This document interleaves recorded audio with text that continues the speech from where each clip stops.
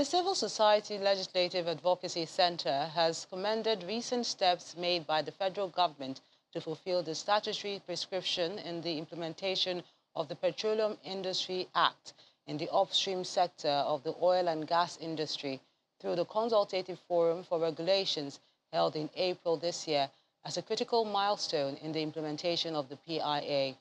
President Muhammadu Buhari signed the Petroleum Industry Bill 2021 into law in August last year, providing a legal, governance, regulatory and fiscal framework for the Nigerian petroleum industry, the development of host communities and related matters. The presidency also approved a 9-member steering committee to ensure proper implementation.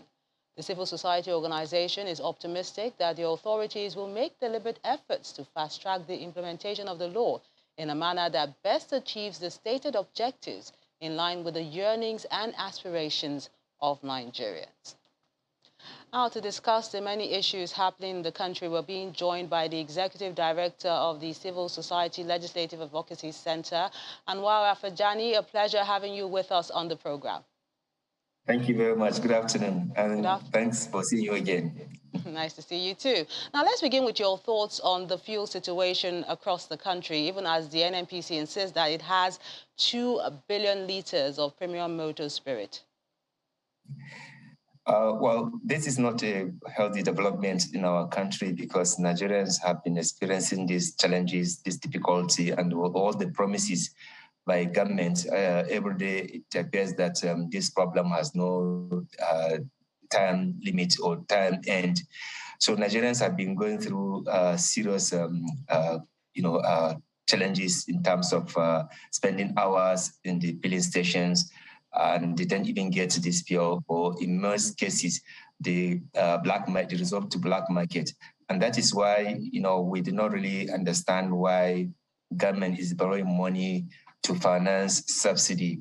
What many Nigerians, they don't actually see the benefit of this subsidy. It is simply going to some people pocket, because if they say subsidy, why we can't continue to have this endless queue and shortage of the petrol, despite the official, claim. So it is also important that government should stop borrowing money to finance what everybody understands to be a fraud. We cannot be financing fraud in the name of subsidy. This subsidy has nothing to do with the benefit for the Nigerian people. I know in the last 25 years, I have been aware that Nigerians have been buying black market, including even state where oil is being produced. So I think it is important that as a nation, we become more serious. We cannot be exploring oil for 50 years, and yet we are not seeing any serious infrastructure that will enable Nigerians have this fuel. We are still going to import petroleum products in Nigeria when we have the petrol in the country. Oil theft is still going on. Fuel metering is going on. So the sector is shredded, in secrecy and corruption. And that is why we advocated for the passage of the Petroleum Industry Act. And now government has passed this. This is almost 1 year now.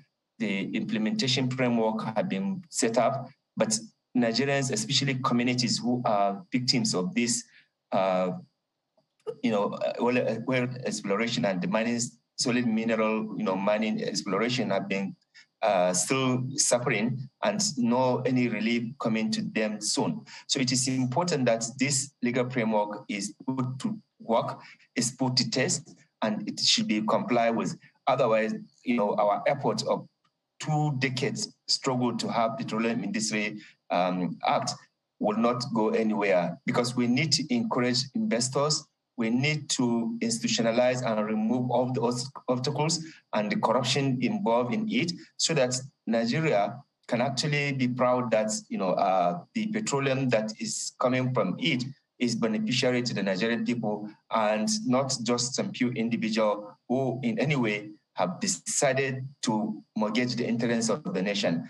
That is why you are recording high number of oil theft. We are not able to meet even with 60% of the quota that we have from OPEC. And when you look at the excessive oil theft, you just wonder whether there's any political will to make this sector to be more transparent, more accountable, more responsive, and also to address the major problems that communities are facing as a result of oil exploration in Nigeria. This law is meant to help host communities to address their concern, but continued delaying in the implementation of this law will continue to create suspicion, and it will not really give the community and the Nigerian people at all the difference that what this law has brought or what it used to be in the past. So that is why it is very, very important that we intensify more openness, more transparency, so that even investors can feel comfortable to invest in Nigeria. As it is now, it's very risky. Okay, Mr. Rafajani, let's look at another issue quickly now. There appears to be a last-minute rush for PVC registration and collection, and a lot of voters are complaining that it's difficult collecting their PVCs even after registration. Well, this is why INEC needs to increase its capacity and its visibility to be able to register Nigerians. INEC has enabling resources to do this, and they must deploy those resources and capacity to enable them cover Nigerians.